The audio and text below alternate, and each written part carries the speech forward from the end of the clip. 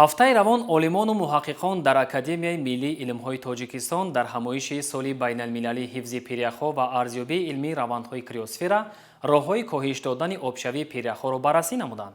ҳамоиши илмӣ дар ҳошияи 21 март рӯзи байналмилалии ҳифзи пиряхҳо ки бо ташаббуси ҷониби Тоҷикистон ва тибқи қадномаи Созмони Милали Муттаҳид дар сатҳи ҷаҳонӣ эълон гардидааст, ташкил ва баргузор карда шуд. зимни маърузаҳои илмӣ ҳавзаи пиряхҳо ҳамчун манбаи асосии об дар сайёра муҳим шуморида шуд. ҷумҳурии Тоҷикистон манбаи асосии захираи об дар Осиёи марказӣ ба ҳисоб рафта, дар шароити тағйирёбии иқлим масъалаи аз ҳама асосӣ кам кардани таъсири гармшавии глобалӣ ва партовҳои газҳои гулхонаӣ мебошад. муҳтавои ҳамоиши илмӣ дар гузориши ҳамкорони мо. обшавӣ бо сурати ҳавзаи пиряхҳо дар қисмати хушкӣ ва қутби шимол пайгирии илмӣ бештарро ба миён овардааст, зеро дар ҳолати ҳарорати миёнаи кураи замин ки ба 14 дараҷа гармӣ баробар асту дар қисмати ҳавзаи пиряхҳои сайёра бошад мутаносибан аз 7 дараҷа гармӣ то 25 дараҷа хунукӣ мушоҳида шавад ҳам, вале обшавӣ бо сурати пиряхҳо андештани чораҳои мушаххасро аз ҷомеаи ҷаҳонӣ тақозо дорад. дар ҳамоиш муҳаққиқон аз маркази омӯзиши пиряхҳо, агентии амнияти химиявӣ, биологӣ, радиатсионӣ ва ҳастаӣ, маркази пиряхшиносӣ, агентии обуҳавошиносӣ ва дигар ниҳодҳои илмӣ иброз доштанд, ки маҳз иқдоми панҷуми ҷумҳурии Тоҷикистон дар сатҳи ҷаҳонӣ дар ҳамкорӣ бо Созмони Милали Муттаҳид соли 2025 соли байналмилалии ҳифзи пиряхҳо эълон гардида, дар ин самт ҳамкориҳои байналмилалӣ густариш дода мешавад.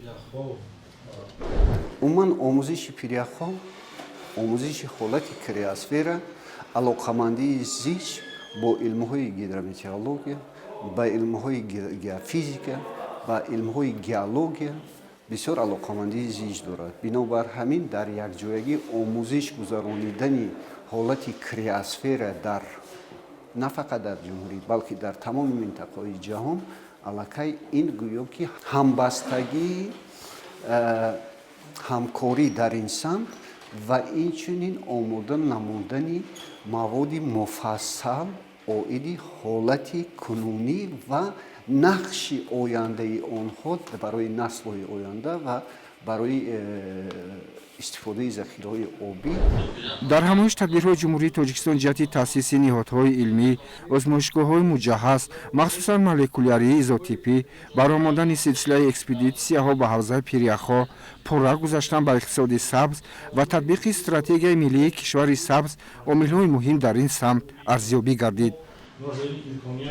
ҳолатҳои омӯзиши геологӣ бисёр вобастагӣ дорад ба вуҷуд омадани ҳар гуна офатҳои табиӣ ки вобаста аст ба пайдо шудани ярч ва канда шудани худи кӯлҳо дар пиряхҳо, инҳо бисёр вобастагӣ доранд ба шароитҳои геологӣ. бинобар ҳамин ҳамбастагии омӯзиши илми криосфера дар якҷоягӣ бо геология, геофизика, гидрометеорология ва яхшиносӣ бисёр як гӯё ки масъалаи марҳами рӯз аст.